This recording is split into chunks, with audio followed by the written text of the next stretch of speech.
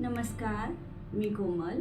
आज आपण बघणार आहोत ऑफिसमध्ये बसून काम करणाऱ्यांसाठी काही उपयुक्त आसने, जी की तुम्ही चेअरवर बसून सुद्धा करू शकता. चला बघूया. मान गोलाकार फिरवायची आहे, डावीकडून उजवीकडे. दोन्ही बाजूने करायचं आहे, डावीकडून उजवीकडे आणि उजवीकडून डावीकडे. याने आपल्या मान आणि खांद्यावरील ताण कमी होतो. नेक स्टिफनेस किंवा आखडलेपण असेल तर ते सुद्धा कमी होते. आणि खूप जास्त वेळ स्क्रीनसमोर बसून जी आपली मानदुखी आहे तर ती सुद्धा कमी होते. आपलं पोश्चरसुद्धा याच्याने सुधारते. अशा पद्धतीने 10 वेळा तुम्ही क्लॉकवाईज आणि 10 वेळा अँटी क्लॉकवाईज करू शकता.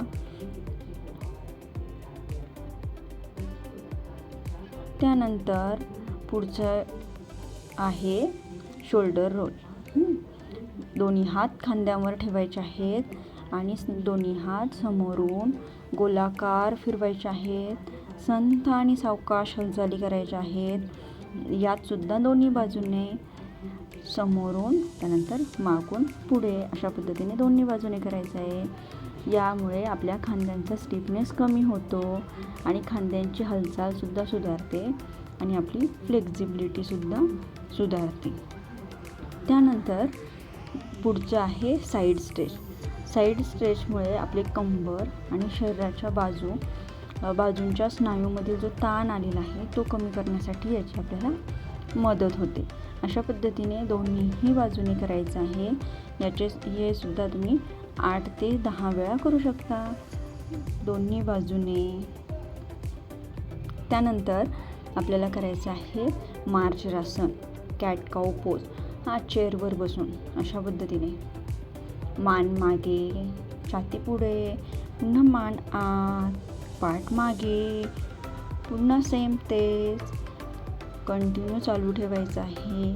8 ते 10 आवर्तनं करायचे. या आसनामुळे आपल्या मणक्याची लवचिकता वाढते.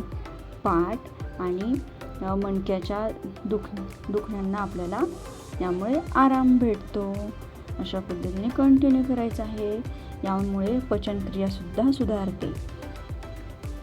त्यानंतर आपण पुढचं आसन करणार आहोत, एक पाद पवनमुक्तासन. एका पायाने करतो म्हणून या आसनाला आपण एक पाद पवनमुक्तासन असं म्हटलेलं आहे. ठीक आहे. तर सावकाश एक पाय वरती उचलायचा आहे. त्यानंतर दोन्ही हातांनी पायाला घट्ट पकडायचं आहे आणि कपाळ गुडघ्याला लावण्याचा प्रयत्न. अशा पद्धतीने काही वेळ या स्थितीमध्ये स्थिर थांबायचं आहे. प्रयत्न करायचा आहे की एका वेळेला 30 सेकंदांपर्यंत आपल्याला होल्ड करता आलं पाहिजे. पुन्हा दुसऱ्या पायाने अशा पद्धतीने कंटिन्यू करायचं आहे. या आसनाने आपल्याला कंबरदुखीपासून आराम मिळतो आणि पचनक्रिया सुधारण्यासाठी सुद्धा या आसनाची आपल्याला मदत होते. अशा पद्धतीने कंटिन्यू करायचं आहे.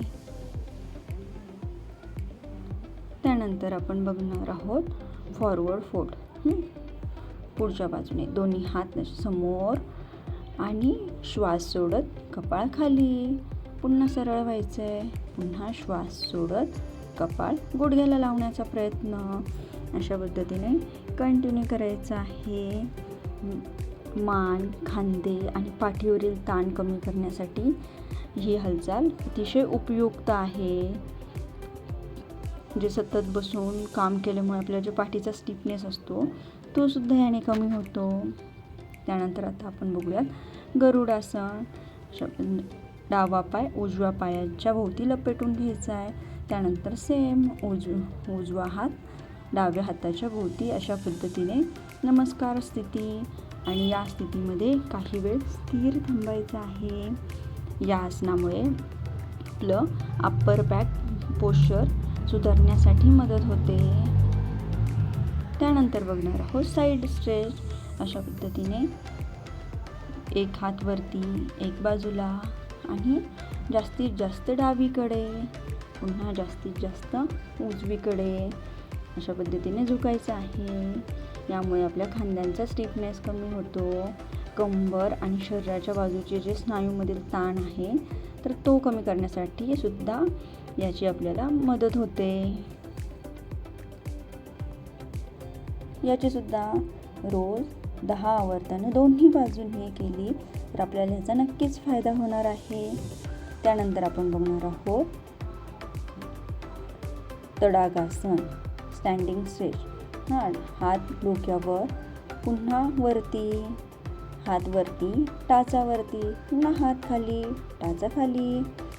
त्यानंतर तिर्यक ताडासन, दोन्ही बाजूने, डावीकडे पुन्हा उजवीकडे. तिर्यक ताडासनामुळे आपल्याला मानसिक शांतता भेटते आणि पाठीच्या कण्याची लवचिकतासुद्धा सुधारते. या ताडासनामुळे आपले शरीराचं जे पोश्चर आहे ते सुद्धा सुधारण्यासाठी याची मदत होते. त्यानंतर ताडासनामध्येच फॉरवर्ड फोल्ड. ताडासनामधूनच आपण पुढच्या दिशेला झुकणार आहोत. याची सुद्धा रोज 10-10 आवर्तनं करायची आहेत. अशा पद्धतीने कंटिन्यू करायचं आहे. रोज हा योगा फ्लो जर तुम्ही केला तर नक्कीच तुमच्या पाठदुखी आणि मानदुखीला आराम मिळेल. धन्यवाद. व्हिडिओ आवडला असेल तर लाईक, शेअर आणि सबस्क्राईब करा. भेटूया पुढच्या व्हिडिओमध्ये. हरिओम.